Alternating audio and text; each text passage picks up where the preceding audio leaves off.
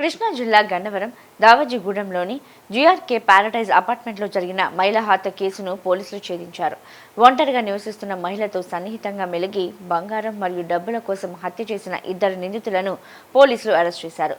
ఈ కేసుకు సంబంధించిన వివరాలను కృష్ణా జిల్లా ఎస్పీ విద్యాసాగర్ వెల్లడించారు. గన్నవరం దావజిగూడెంలోని జీఆర్కే ప్యారడైజ్ అపార్ట్మెంట్లో నివాసం ఉంటున్న కాజా రజితా కుమారి అనే మహిళా హత్య కేసును పోలీసులు వేగంగా ఛేదించారు. ఈ కేసులో పోలవరపు సుష్మా, పోలవరపు అజయ్ కుమార్లను నిందితులుగా గుర్తించి అదుపులోకి తీసుకున్నట్లు జిల్లా ఎస్పీ విద్యాసాగర్ నాయుడు తెలిపారు. ఒంటరిగా ఉంటున్న రజితా కుమారితో నిందితులు సన్నిహితంగా మెలిగి ఆమె వద్ద ఉన్న బంగారం మరియు నగదు కోసం పథకం ప్రకారం హత్య చేసినట్లు విచారణలో వెల్లడైందన్నారు. నిందితుల నుంచి సుమారు 390 గ్రాముల బంగారు ఆభరణాలు, 1,60,000 రూపాయల నగదు, అలాగే నేరానికి ఉపయోగించిన ద్విచక్ర వాహనాన్ని స్వాధీనం చేసుకున్నట్లు తెలిపారు. స్వాధీనం చేసుకున్న ఆస్తుల మొత్తం విలువ సుమారు 56 లక్షల రూపాయలు ఉంటుందని పేర్కొన్నారు.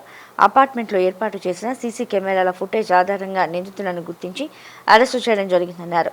కేసు దర్యాప్తులో ప్రతిభ కనబర్చిన పోలీస్ సిబ్బందిని జిల్లా ఎస్పీ అభినందించారు.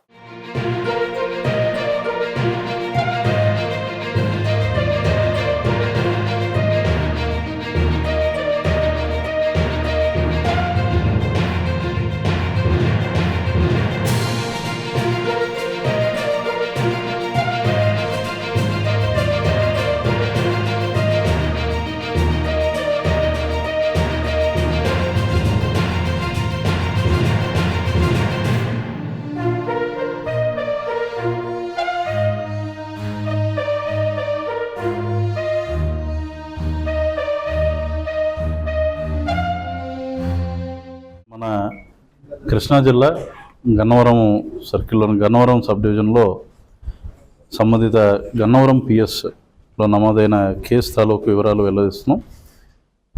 ఇక్కడ గన్నవరం యొక్క దావాజిగూడెం రోడ్లో జేకేఆర్ ప్యారడైజ్ అనే అపార్ట్మెంట్స్లో ఫ్లాట్ నెంబర్ 401లో రీసెంట్గా ఒక ఎల్డర్లీ లేడీ చనిపోయి ఉందని చెప్పి వచ్చిన ఇన్ఫర్మేషన్ బట్టి కేసు నమోదు చేసి దాన్ని దర్యాప్తు చేయడం జరిగింది. వివరాల్లోకి వెళ్తే ఇక్కడ రజిత కుమారి అనే లేడీ, ఈవిడ 55 ఇయర్స్ ఏజ్. ఈవిడ ఒక్కతే కూడా శ్రీనగర్ కాలనీలో ఒక పిన్నిమర నడుపుకుంటూ ఇక్కడ పర్టికులర్ అపార్ట్మెంట్స్లో అద్దెకు ఉంటుంది. 2 కుమార్తెలు ఉన్నారు. ఇద్దరికి కూడా వివాహమై యుఎస్లో స్థిరపడి ఉన్నారు.